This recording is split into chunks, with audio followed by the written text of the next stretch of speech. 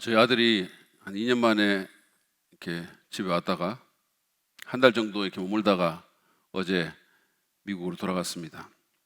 이번에 나와서 선을 보거나 데이트를 할 여자를, 자매를 만나기를 간절히 원하고 바라고 기도했건만 그런 일은 안타깝게도 일어나지 않았고요. 그냥 자기 사촌 결혼식에 가서 들러리로 사진만 찍고 갔습니다. 만약에 제가 제 아들에게 어떤 미션을 주는 것이 가능하다면 그 첫 번째는 무슨 수를 써서라도 여자를 만나라, 결혼할 여자를 만나라 라는 겁니다. 물론 그 인간은 그렇게 하지 않겠죠. 그렇지만 제가 사랑하는 제 아들을 위해서 간절히 원하는 첫 번째 미션은 바로 그겁니다. 여자를 만나라. 여러분, 하나님이 우리에게 주기 원하시는 첫 번째 미션이 무엇일까요? 다시 말해서 그분이 우리가 가장 먼저 하기를 원하는 일은 무엇일까요? 어떤 사명을 그분은 우리에게 바라실까요? 어떤 분들은 제가 이런 얘기를 하면 복음서에 있는 지상 사명을 머릿속에 떠올릴 겁니다. 너희는 가서 모든 사람들을 제자로 삼으라는 그 미션 말이죠. 우리는 그것을 영어로 The Great Commission이라고 영어로 말을 합니다. 그 말은 대위임 또는 위대한 지령? 지령이라니까 좀 이상한데 하여튼 그 지상 사명, 가장 큰, 가장 높은 사명 이렇게 말을 하죠. 그것은 말 그대로 위대한 사명, 위대한 미션이기는 한데 그러나 첫 번째 미션은 아닙니다. 오늘 우리는 기도원 얘기 세 번째 시간에 사사기 6장 25절부터 32절의 말씀을 통해서 하나님이 우리에게 부여하기 원하시는 첫 번째 미션이 무엇인지를 살펴보기 원합니다. 이게 중요한 것은 우리가 첫 번째 미션을 모르면서 또는 그게 해결이 안 된 채로 다음 미션으로 옮겨갈 수는 없기 때문입니다. 우리말에도 첫 단추를 잘못 깨면 다 다른 게 잘못된다는 얘기도 있지 않습니까? 그래서 이것은 참으로 중요한 이슈라고 저는 생각합니다. 먼저 본문의 내용을 좀 살펴보고 그 주제에 대해서 나누도록 하겠습니다. 지난주에 우리는 기도원이 주님을 알도록 주님께서 그 자신을 계시해 주시고 그래서 그 계시에 대한 반응으로 기도원이 여호와 샬롬이라는 이름의 제단을 쌓았다는 얘기를 살펴봤습니다. 오늘 말씀은 바로 그 다음번에 벌어지는 얘기인데 주님께서 기도원에게 한 말씀으로 시작이 됩니다. 근데 이 말씀은 우리가 지금 세 번째잖아요. 기도원 스토리가 성경에 나오고 주님이 그에게 나타나시고 여러 가지 얘기들을 하시고 사건들이 일어나는데 오늘 주님이 기도원에게 하신 이 말씀은 그 지금까지의 과정 가운데서 주님이 첫 번째로 기도원에게 명령한 명령입니다. 이전까지는 명령하지 않으셨어요. 주님은 기도원에게 반석에서 나온 불을 가지고 하나님 자신이 어떤 분인가를 계시하시고 그 바로 다음에 이 명령을 주신 것입니다. 25절부터 26절 말씀 우리가 좀 전에 읽었지만 제가 다시 한번 읽도록 하겠습니다. 그날 밤에 주님께서 기도원에게 말씀하셨다. 내 아버지의 외양간에서 어린 수소 한 마리를 끌어오고 또 7회 된 수소도 한 마리를 끌어오고 내 아버지의 바알 제단을 허물고 그 곁에 있는 아세라 상을 찍어라. 그런 다음에 이 산성 꼭대기에서 규례에 따라 주 너의 하나님께 제단을 쌓고 그 둘째 수소를 잡고 찍어낸 아세라 목상으로 불을 살라 번제를 드려라. 주님은 기도원에게 그의 아버지 요아스의 바알 제단을 허물고 그 곁에 있는 아세라 상을 찍어버리라고 명령하셨습니다. 놀랍게도 요아스는 하나님의 제단이 아니라 바알의 제단을 세워놓고 있었습니다.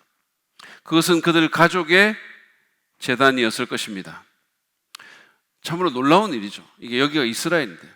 이를테면 제가 교회 집사님 댁에 신방을 갔는데 거실 중앙에 불상이 놓여 있고 거기 가족들이 절을 하고 있는 이런 형국과 비슷한 거죠.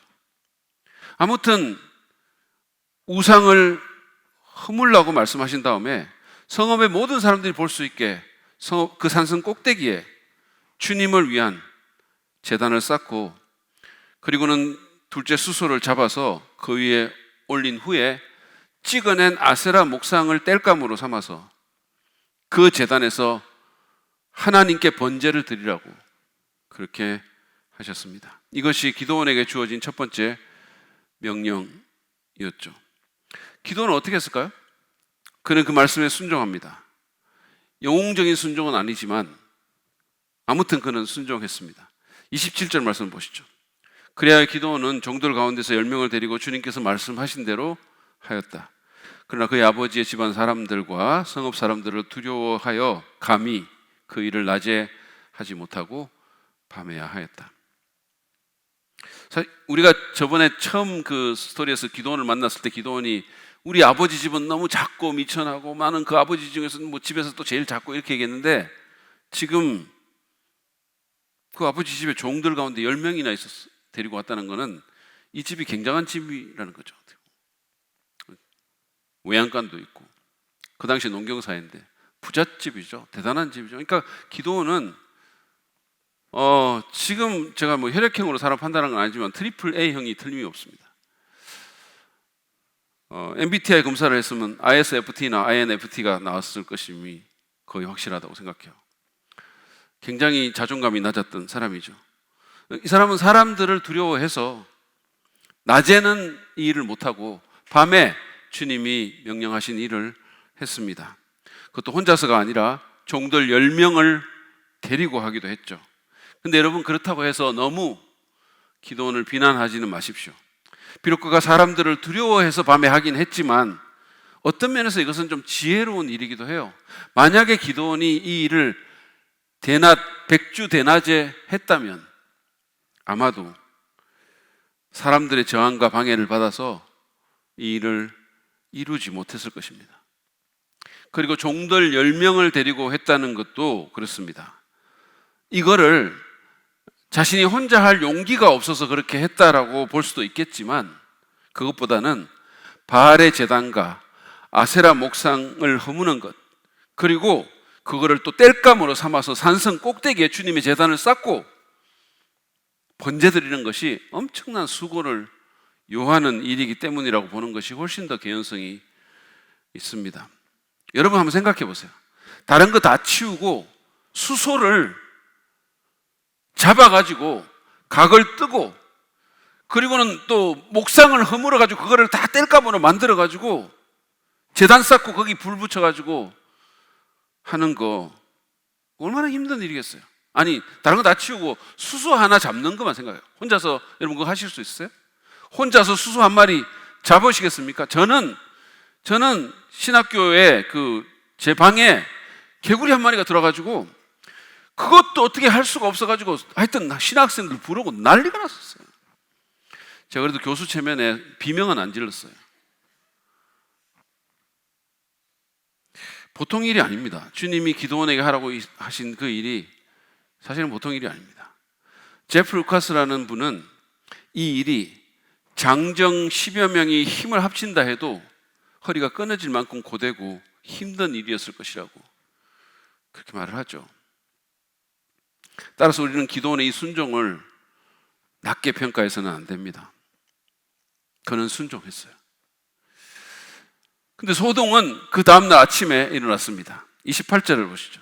다음날 아침 일찍 성읍 사람들이 일어나 보니 바알 제단이 헐려 있고 곁에 서 있던 아세라상은 찍혀 있었으며 새로 만든 제단 위에는 둘째 수소가 번제로 타오르고 있는 것이 아닌가? 여러분, 마을 사람들이 받은 그 충격이 좀 이렇게 짐작이 되십니까? 난리가 난 거죠, 지금. 아마도 이게 아마 그 바알 제단이라는 게 굉장히 규모가 크고 견고했던 것 같아요. 아마도 가족 제단이었겠지만 마을 사람들까지도 함께 할 수 있는 그런 것들로 보입니다. 근데 그게 다 허물어져 있는 거예요. 이거 이렇게 한번 생각해 보시죠. 우리 입장에서 여러분이 주일 아침에 교회에 왔는데 그날 밤새 누군가가 이 교회를 다 헐어버렸어요. 교회에 왔는데 그래서 그냥 교회가 헐려가지고 콘크리트 잔해가 그냥 가득하고, 그리고 강대상이 서 있던 이 자리에 불상이 떡하니 세워져 있습니다. 그리고 사람들이 그 앞에서 절을 하고 있어요. 아무렇지도 않으시죠? 지금 이런 일이 일어난 거예요. 엄청난 일이 일어난 겁니다. 그래서 29절에 보니까 사람들은 누가 이런 일을 했는지를 수소문했습니다. 성경에 보니까 조사까지 했어요. 그래가지고 결국은 기드온이 했다는 사실을 알아냈습니다. 30절에 그들의 반응이 나옵니다. 스크린을 한번 보시죠. 그들은 일제히 할렐루야를 외치며 이스라엘 땅에서 우상을 제거한 기드온을 칭송하였다. 요아스의 아들 기드온에게 복이 있을지어다. 그는 바알의 제단을 허물고 아세라 목상을 깨트리며 여호와의 제단을 쌓았으니 이제 후로는 모든 사람이 그를 복되다 일컬을지어다. 셀라. 왜 아멘을 안 하세요? 아니 이거 1부 때는 아멘 나왔는데요. 이게 셀라까지 들어가 있으니까 얼마나 있어 보입니까? 그리고 사람들이 이 말씀에 아멘을 한 거는 사실은 이렇게 해야 맞는 거예요. 이게 너무나 정상적인 거예요. 사실 아니거든요. 그래서 제가 삿 6장 30절이 아니고 앗 6장 30절이라고 써놓은 거잖아요. 사사기가 아니고 아착입니다. 근데 사실은 이 아착이 말씀처럼 이렇게 이스라엘 사람들이 반응해야 맞는 거예요. 여러분들이 이거 아멘 하는 게 하나도 이상한 게 아니에요. 근데 뭐가 잘못돼도 심하게 잘못됐어요. 이때 이스라엘 사람들이 전혀 그러지 않습니다. 진짜 30절은 이렇습니다. 성읍 사람들은 요아스에게 말하였다. 당신의 아들을 끌어내시오. 그는 죽어야 마땅하오. 그가 바알의 제단을 헐고 그 곁에 서 있던 아세라 상을 찍어버렸어. 여러분, 여기가 하나님이 섬기는 이스라엘 맞습니까? 원래는 이 나라에서는 우상 숭배를 한 사람이 벌을 받아야 되는 거예요. 근데 우상의 제단을 헐었다고 그 사람을 죽이겠다고 지금 하는 겁니다. 사사시대입니다. 사사시대가 이런 시대였었어요. 하나님의 백성이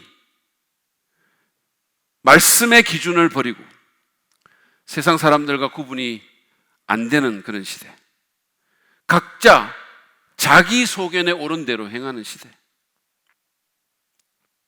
자기들의 삶 가운데서, 가정생활에서, 직장에서, 사업터에서, 관계적인 삶에서, 자기들의 데이트에서 말씀의 기준을 버리고 자기 소견에 옳은 대로 행하는 시대. 그런 면에서 사사시대는 지금 우리가 사는 이 시대하고 매우 유사합니다. 매우 비슷해요.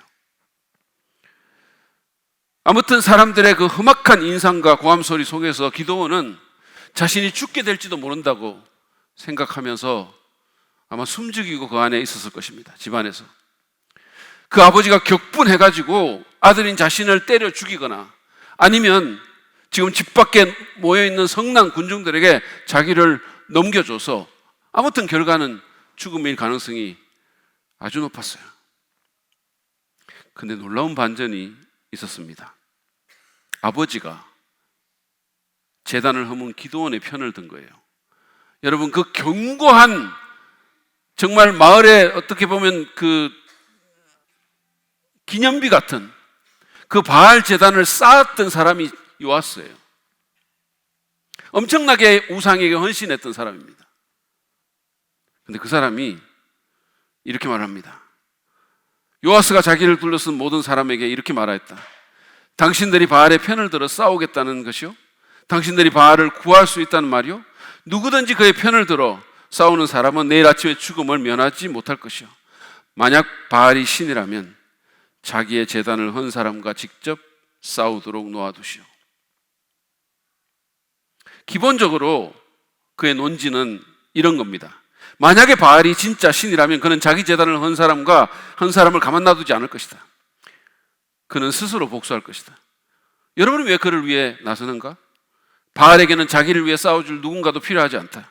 그가 참 신이라면 그는 스스로 싸우고 이길 것이다. 요아스에게 무슨 일이 일어난 거죠? 그의 마음 가운데. 그래서 그는 누구도 반박할 수 없는 논리로 기도원을 위하고 또 하나님을 위해서 이런 얘기를 합니다. 사람들은 그의 논리에 완전히 설득이 됐습니다. 그리고는 32절에서 이렇게 말합니다. 그래서 그날 사람들은 기도원을 여룻바알이라고 불렀다. 그가 바알의 제단을 헐었으니 바알이 직접 그와 싸우게 하라는 말에서 그렇게 부른 것이다. 기도원에게 새로운 이름이 주어졌어요. 바알이 싸우게 하라, 또는 바알과 싸우는 자. 여러분, 성경에서 이 이름이 바뀐다는 것은 뭔가 새로운 사람이 되거나 새로운 지위를 얻었다는 것을 의미하죠. 제가 첫 번째 시간에 여러분에게 이 시리즈 첫 번째 시간에 지난해 7월에 2021년도 7월에 이스라엘 남부 지역에서 여룻바알이라는 이름이 적힌 3100년 전의 비문을 발견했다는 그런 얘기를 해드렸죠. 그쯤 살았던 3100년 전쯤 살았던 기드온이라는 사람의 존재가 그래서 고고학적으로 밝혀졌다고 이스라엘 신문에 대서특필된 것 여러분이 말씀드렸을 거예요. 그런데 그 여룻바알이라는 그 이름은 바로 이렇게 해서 생긴 겁니다. 기드온의 또 다른 이름이 된 거죠. 기드온은 순종의 행위로 상당한 위험에 빠지기도 했지만 거의 죽을 뻔까지 했죠. 그러나 동시에 그 순종 때문에 졸지에 그 도시에서 가장 유명하고 주목받는 사람이 되었습니다. 이것이 오늘 우리의 이야기입니다. 이 얘기를 통해서 하나님의 제일 미션에 대해서, 첫 번째 미션에 대해서 주님이 우리에게 주시는 교훈은 무엇일까요?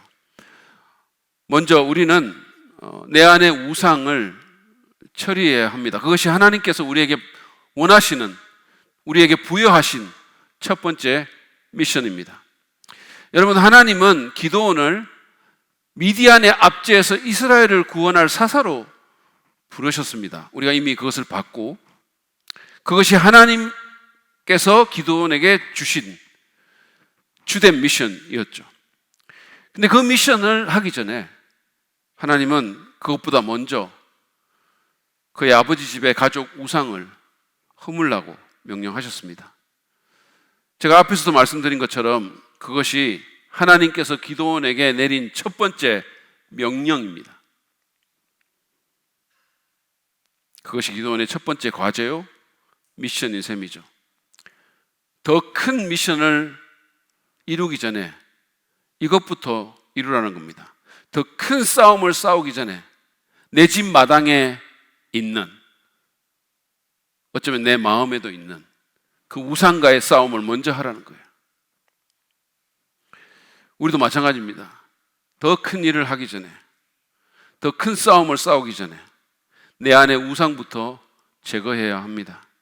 그것이 하나님이 우리에게 원하시는 첫 번째 미션입니다. 내 문제부터 해결하라는 거예요. 다른 데 나가서 목소리 높이고 이런 싸움 저런 싸움 하기 전에 내 안에 있는 문제부터 먼저 해결하는 거예요. 수신제가 치국평천하라는 말 들어보셨죠? 이거 한자어인데 여러분은 이 정도는 다 읽고 쓰고 다 하시잖아요, 그렇죠? 안 하세요? 예전에 바로 얼마 전에 그 어떤 그 카페에서 심심한 사과를 한다고 이렇게 올렸는데 그거를 사람들이 보고, 아니 너는 심심하냐? 아니 사과를 하려면 제대로 사과를 하지 왜 심심하게 사과를 하냐?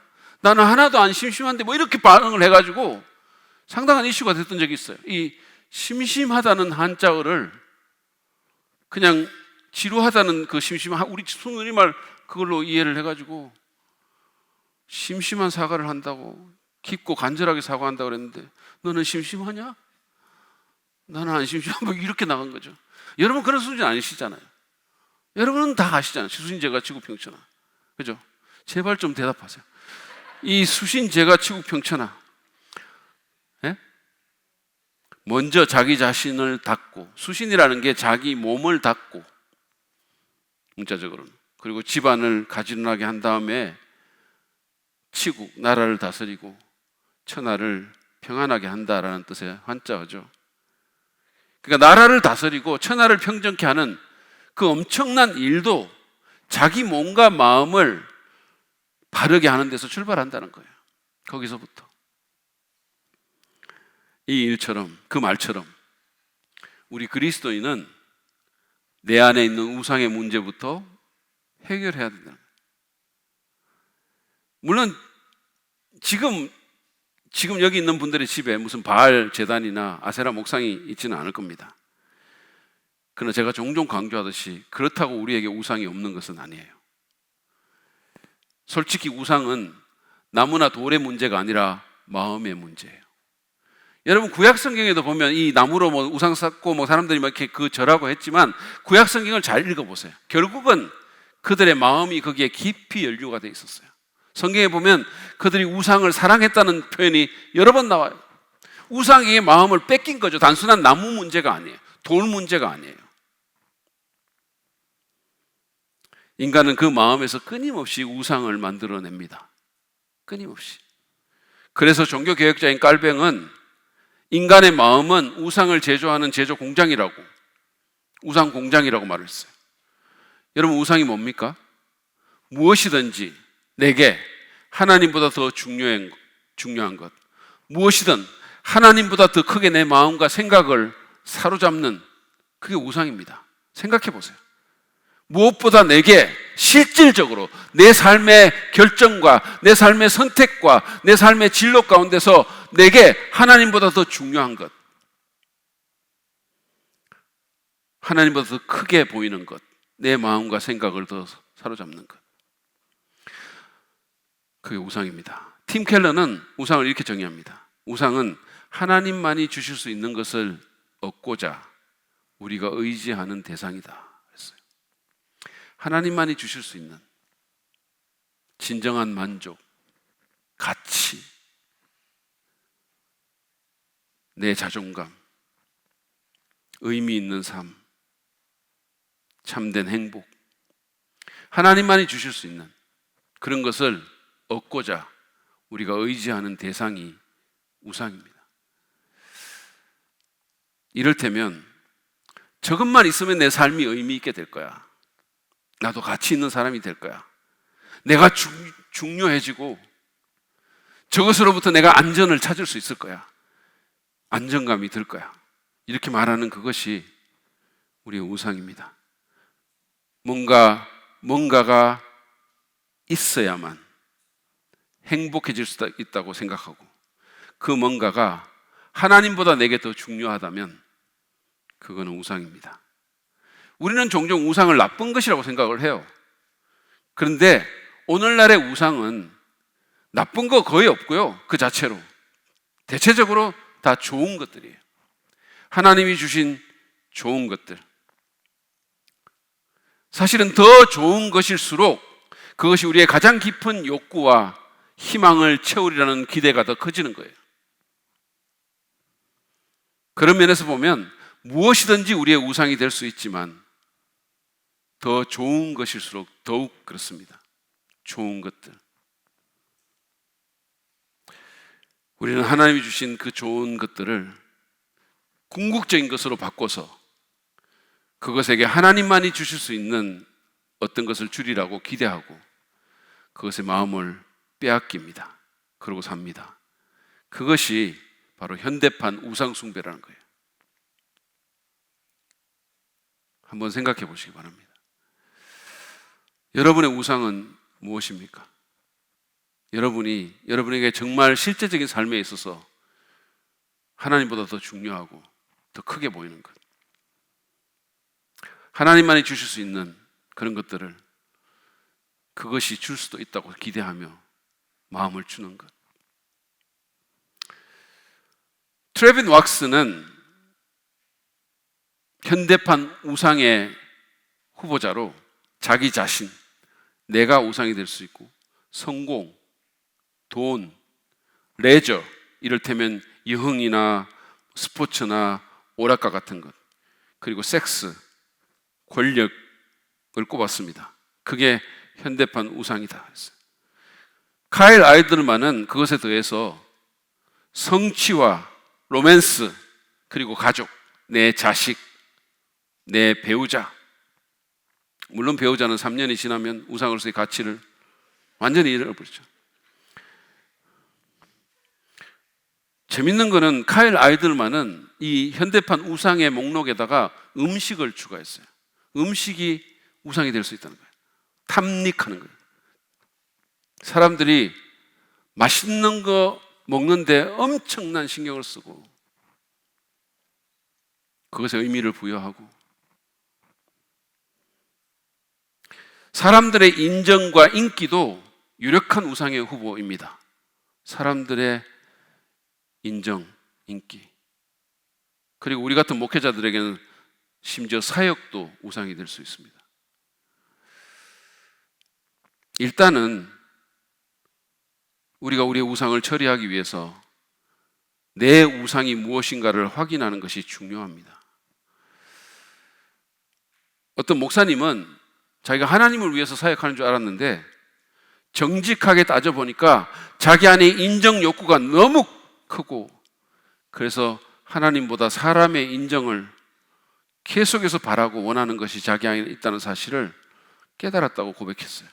그래서 자신의 우상은 사람들의 인정이 우상인 것 같다고. 사역을 잘해요. 열심히 해요. 근데 자기가 깊이 자기 마음을 들여다본 거죠. 정말 내가 뭐 때문에 하는가? 그 목사님처럼 여러분 자신을 정직하고 냉정하게 들여다보면서 자신의 우상을 분명하게 확인하고 그것에 마음을 뺏기지 않겠다고, 그것에 절하지 않겠다고 결단하시기 바랍니다. 여러분 만약에 그렇게 하지 않으면 여러분은 철저히 실망하게 될 거예요. 왜냐하면 우상은 하나님이 아니기 때문에 하나님만이 주실 수 있는 것을 우리에게 줄 수가 없어요. 자식이 여러분의 우상입니까? 여러분이 자식에게 기대하는 거 있으시죠? 자식은 그거 못 줍니다. 줄 수 없어요. 자식은 하나님이 아니에요.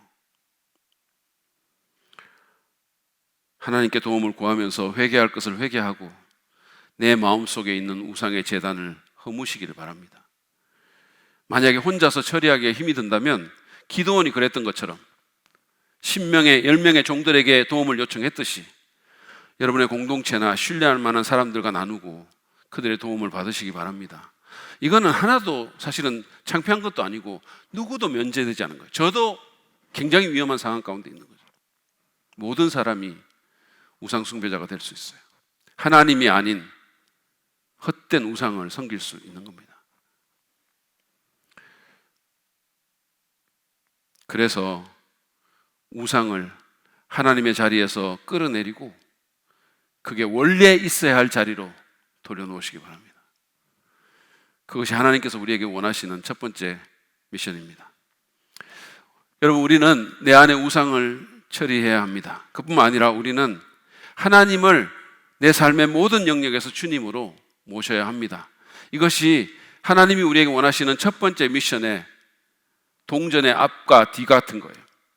오늘 본문을 보면 기드온이 행한 것은 바알 제단과 아세라 목상을 부순 것뿐만이 아닙니다. 하나님은 기드온에게 그것에 더해서 산성 제일 꼭대기에 하나님을 위한 제단을 쌓고 그 위에서 하나님께 번제를 드리라고 명령하셨죠. 제일 높은 곳에 제단을 쌓으라 그랬어요. 하나님을 위한 제단. 그러니까 하나님의 위치를 복원시키라는 겁니다. 하나님을 하나님으로 다시 여기라는 겁니다. 우상을 버리고 하나님께 온전한 헌신을 드리라는 명령입니다. 헛된 우상이 아니라 우리가 참으로 원하는 그것을 줄 것 같지만 결국은 주지 못해서 우리를 실망시키는 그 우상이 아니라 우리를 위해 모든 것을 내어주신 하나님께 헌신하고 그분을 그의 주님으로, 우리의 주님으로 섬기라는 겁니다. 다시 말해서 기도원의 삶에서, 삶의 모든 영역에서 하나님을 주님으로 모시라고 요구한 거예요. 여러분, 우리 한국 그리스도인들은 주여라든지 주님이라는 표현을 잘합니다. 기도할 때도 누가 이렇게 기도를 하면 옆에서 주여, 주여, 추임새 넣듯이 이렇게 합니다. 그러면 또 기도가 좀 은혜스럽게 또 잘 돼요. 그렇게 해주면. 우리 교회에서 누구도 그렇게 안 하는 것 같아요. 제가 볼 때. 한 번씩 해보세요. 그 통성 기도할 때 보면 또 주여 삼창 그거 아세요? 주님의 이름을 3번 크게 부릅니다. 주여, 주여, 주여. 제가 막 3번 하니까 힘이 막 맞히는데 어쨌든 그걸 엄청나게 큰 소리로 주님을 부르고 그러고 나서 이제 기도를 하잖아요, 사실은. 근데 아마 전 세계에서 이렇게 하는 나라는 우리나라밖에 없을 것 같아요. 우리가 만든 겁니다, 어떻게 보면. 그렇게 우리가 주님의 이름을 많이 부른다는 말씀이에요. 많이 불러요. 제가 신학교 다닐 때 제 컴퓨터가 고장이 나가지고 그래서 이제 그 컴퓨터를 잘 만지는 다른 전도사님을 부른 적이 있거든요. 같은 신학교 다니는. 그래서 좀 컴퓨터 좀 어떻게 좀 봐달라고. 그랬더니 이분이 우리 집에 와가지고 컴퓨터를 고치면서 이게 뭘 하다가 좀 잘 안 되면은 마치 한숨을 쉬듯이 오 주여 이거 막 하다가 오 주여 이러면서 컴퓨터를 고치는 거예요. 근데 오 주여만 하는 게 아니라 이걸 하면서 오 주여 근데 이 자식들이 이걸 왜 이렇게 이상하게 만들어놨어? 아 이 자식들 말이야 고약해 이러고 또 하시는 거예요. 그래가지고 그 앞에 오 주여 하고 그 뒤에 이 자식들이 하는 게 이게 참 묘한 대조를 이루면서 뭔가 좀 잘 안 맞는다는 그런 생각이 들기도 했어요. 지금 이분이 아마 그 태국인가 어디 인도네시아 선교사로 계신데 거기서는 이렇게 주여는 하시겠지만 이 자식들이 그건 안 하겠죠. 지금 이제 목사가 되신 그때는 신학생이고 그랬으니까 그랬지만 어쨌든 여러분 주여라는 말 또는 주님이라는 말은 하나님이 나의 주인이라는 뜻입니다. 주인님이라는 뜻이에요. 그분이 내 인생의 주인이고 그분이 나의 하나님이고 그분이 나의 실질적인 마스터라는 그 뜻입니다. 근데 우리는 이 주여라는 단어를 그 호칭을 별 뜻 없이 쓰면서 실제로는 그분을 내 인생의 주인으로 모시지 않는 경우가 너무 많은 거예요. 주라고 계속 부르긴 하면서 여러분 우리가 주여라고 외치면서도 결국은 끝에 붙는 게 뭐예요? 주시옵소서예요. 주여 미션입니다. 주시옵소서 그러잖아요.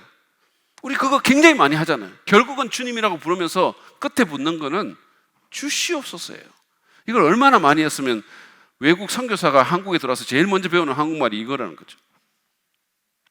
결국은 달라는 겁니다. 결국은 주님이라고 부르긴 하는데 내가 원하는 것, 내가 요구하는 것 그거 달라는 거죠. 그러니까 하나님을 마치 내가 원하는 것, 내가 요구하는 것을 내게 주는 지인이 비슷한 존재로 좀 심하게 얘기하면 하인처럼 대하는 거예요. 여러분 기도원이 우상의 제단을 허물 뿐만 아니라 하나님의 제단을 산성 꼭대기에 쌓은 것처럼 우리는 내 마음의 왕자를 가장 귀한 자리를 하나님께 내어드리고 그분을 나의 주님으로 모셔야 합니다. 하나님을 단순히 내 행복의 도구로 그렇게 삼아서는 안 됩니다. 물론 하나님은 우리의 참된 행복을 바라시죠. 그리고 우리의 참된 행복을 위해서 누구보다 많은 것을 하신 분이세요. 이미. 그러나 그렇다 하더라도 하나님을 나의 무엇을 위한 수단이나 도구로 삼아서는 안 됩니다. 이것은 사실 사람에게도 그렇게 해서는 안 되는 거예요. 사람에게도 우리가 그렇게 해서는 안 돼요. 여러분 제가 여러분을 제 성공과 행복을 위한 도구로 삼으면 기분이 어떠시겠어요? 괜찮으시군요. 네. 괜찮으시죠? 여러분은 모든 것을 초월하고 달관하신 분들이십니다. 진짜 예수님 닮은 분이신 것 같아요. 근데 사실은 이렇게 하면 안 되잖아요. 여러분, 제가 누군가를 만나는데 그 사람을 내가 수단으로 여겨가지고 뭔가를 위해서, 나의 무언가를 위해 가지고 그런 식으로 그 사람을 대하고 그 사람하고 상대하면 안 되잖아요. 기억하시기 바랍니다. 하나님은 우리의 성공, 성취 또는 행복의 도구가 아니십니다. 그분은 우리의 주님이십니다. 우리가 그분을 위해서 있는 거지 그분이 우리를 위해서 존재하지 않습니다. 왜냐하면 그분은 온 우주의 주권자이시고 우리를 만드셨을 뿐만 아니라 우리를 위해서 아들까지 내어주신 분이기 때문입니다. 그러므로 그분은 그런 취급을 받아서는 안 되는 분이세요. 예전에 그 CCC 사형리에서 나온 걸로 제가 기억을 하는데 거기 보면 의자 그림이 나옵니다. 그 세 가지 이렇게 원이 있고 그림이 있는데 이것은 세 가지 유형의 사람을 상징합니다. 그림을 보면 여러분이 보시다시피 원 안에 의자가 있죠. 그리고 십자가가 다양한 위치에 놓여 있습니다. 이 원은 마음 또는 삶을 상징하고 이 의자는 왕자를 상징하고 왕자, 가장 귀한 자리, 그리고 십자가는 예수님을 상징합니다. 첫 번째 그림을 보시면 첫 번째 그림은 의자에 내가 앉아 있고 십자가는 아예 원 바깥에 있죠. 그러니까 예수님 믿지 않고 그분과 아예 상관없는 삶을 사는, 그러니까 안 믿는 사람을 의미하죠. 두 번째 그림은 십자가가 원 안에 있기는 하는데 의자에는 나라는 존재가 앉아 있습니다. 예수님을 믿고 영접하긴 했는데 여전히 자기가 주인인 사람이에요. 교회에 나오기는 하는데 뭐 어떤 봉사도 일정 부분 하는데 직분도 받았는데 그런데 하나님의 말씀에 순종하거나 그분의 뜻을 묻기보다는 자기 뜻, 자기 생각, 자기 감정대로 움직이고 결정합니다. 여러 가지 선택과 기회와 관계에 있어서 실질적으로 예수님은 별 상관이 없어요. 주님은 그저 아쉬울 때 나를 도와주시는 분이십니다. 내 행복과 내 성공을 위한 그런 밑에서 이렇게 시중드는 분, 비슷한 그런 상황입니다. 세 번째 그림은 의자에 십자가, 즉 예수님이 앉아 계시고 나는 그 아래에 있습니다. 예수님을 주인으로 모신 사람이죠. 그분의 주권을 인정하고 어떤 결과가 있든지 간에 그분의 말씀과 뜻에 순종하려고 애를 쓰는 사람입니다. 여러분은 이 세 그림 중에 어디에 속한다고 생각하십니까? 솔직하게 자기 자신 한번 평가해보세요. 나는 이 세 그림 중에 어떤 유형의 사람인가? 여러분, 우리가 하나님께 쓰임받고 사람들에게 선한 영향을 미치고 스스로를 망가뜨리지 않고 정말로 성공적인 삶을 살려면 우리는 세 번째 그림에 있는 사람, 다시 말해서 그리스도를 내 삶과 마음에 왕자에 앉게 하는 그런 사람이 돼야 되고 그런 삶을 살아야 합니다. 여러분, 어떤 나라에 가장 큰 비극이 뭔지 아세요? 왕이 돼서는 안 되는 사람이 왕자리에 앉아 있는 거예요. 지도자가 돼서는 안 되는 사람이 지도자의 자리를 차지하고 앉아 있는 것, 그것이 그 나라의 가장 큰 비극이에요. 그것은 그 사람 자신에게도 비극일 뿐만 아니라 수많은 사람들을 불행하게 만듭니다.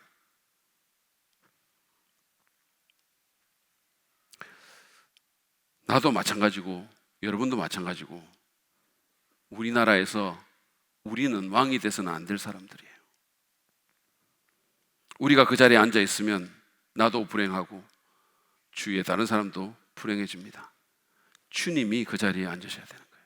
주님이 가장 지혜로우시고 가장 능력이 많으신, 진짜 좋은 것이 뭔지를 아시는 그분이 그 자리에 앉아 내 삶을 다스려야 된다는 거예요. 그럴 때 모두가 행복해집니다. 물론 하나님을 주님으로 모시고 그 주재권을 인정하고 그 말씀에 순종하는 삶이 언제나 우리를 꽃길로만 인도하는 것은 아닙니다.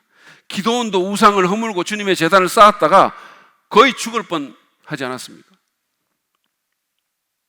그러나 여러분, 그랬기 때문에, 그가 그렇게 했기 때문에 그는 자기 아버지에게 선한 영향을 끼쳐서 아버지를 변화시켰고 결국은 마을 사람들의 마음까지도 우상에서부터 돌이키게 하지 않았습니까? 결국은 그래서 그들로부터 여룻바알이라는 호칭을 받았고 지도력을 얻지 않았습니까? 우리가 예수님을 믿는다라고 말하는 것은, 나는 예수님 믿는 사람입니다 이렇게 말하는 것은 그분을 내 인생의 주님으로 믿는다는 뜻입니다. 왜냐하면 그분은 날 위해 죽으실 만큼 나를 사랑하시고 죽음에서 부활하실 만큼 능력 있는 분이시기 때문입니다. 누구도 그런 존재는 없어요. 어떤 것도. 그래서 바울도 로마서 14장 9절에서 이렇게 말씀한 겁니다. 그리스도께서 죽으셨다가 살아나신 것은 죽은 사람에게도 산 사람에게도 다 주님이 되시려는 것이었습니다. 우리의 주인이 되기 위해서 그분이 우리를 위해 죽으셨고 죽은 자 가운데서 부활하셨다는 거예요. 그렇습니다. 그분은 우리의 주님이십니다. 우리는 그분의 주권을 인정하고 그분이 주는 선물이 아니라 그분 자체를 사랑하고 존귀하게 여겨야 합니다. 그분이 모든 것이고 그분 자체만으로 만족해야 됩니다. 여러분, 그런 얘기 있잖아요. 예수님을 얻으면 모든 것을 얻은 것이고 예수님을 잃으면 모든 것을 잃은 것이다. 동의하세요? 여러분 한번 생각해 보시기 바랍니다. 그 말은 진짜 사실이거든요. 우리가 잘 못 느끼지만. 팀 켈러는 이렇게 말했습니다. 우리는 행복의 조건으로 예수 그리스도 외에 아무것도 더하지 말아야 한다. 우리는 하나님을 우리가 정말로 원하는 것을 얻기 위해 사용하지 말아야 하고 하나님만을 우리가 정말로 원하는 분으로 보고 모셔야 한다. 무슨 말입니까? 그분은 우리가 원하는 것을 얻기 위한 도구나 수단이 아니고 우리는 그분 자체를 원해야 된다는 거예요. 왜냐하면 그 안에 모든 것이 있기 때문에. 그분이 우리의 사랑이기 때문에. 누구도 그분만큼 우리를 사랑해 주시는 분은 없기 때문에. 이 짧은 생애뿐만 아니라 영원을 책임지시는 분은 그분밖에 없기 때문에. 우리는 그분 자체를 원해야 됩니다. 그분을 높이고 그분을 사랑하고 그분의 말씀에 순종하고 그분의 뜻을 따라야 됩니다. 눈에 보이는 것이 사실인 듯이 사는 것이 아니라 그분의 말씀이 사실인 듯이 살아야 됩니다. 그분의 다스림을 받아야 됩니다. 그분을 내 인생의 여러 조각 중에 한 조각, 종교적인 조각에만 가두지 말고 내 삶의 모든 영역, 다시 말해서 경제적인 영역, 관계적인 영역, 사업적인 영역, 성적인 영역, 레저의 영역 등등에서 그분이 주인이 되시도록 모셔야 합니다. 그것이 하나님께서 우리에게 원하시는 첫 번째 미션이고, 그렇게 할 때 우리의 삶이 미디안과 싸워서 이기는 삶이 될 수 있을 것입니다. 그렇게 할 때 더 큰 미션에서 성공할 수 있을 것입니다.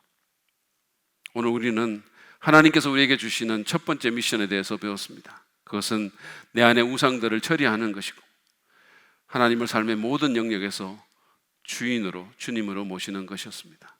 이 시간에 여러분, 우리 안을 살피면서 나의 은밀한 우상 숭배를 회개하고 그 우상들을 내려놓은 채 하나님 앞에 나아갑시다. 그리고 하나님을 내 삶의 모든 영역에서 주님으로 모시며 섬기겠다고 결단합시다. 그럴 때 삶의 질서가 바로 잡히게 될 것입니다. 그럴 때 죄가 치고 평천하가 가능해질 것입니다. 그럴 때 진정한 영향력이 생기고, 그럴 때 하나님께서도 여러분을 믿고 쓰실 것입니다.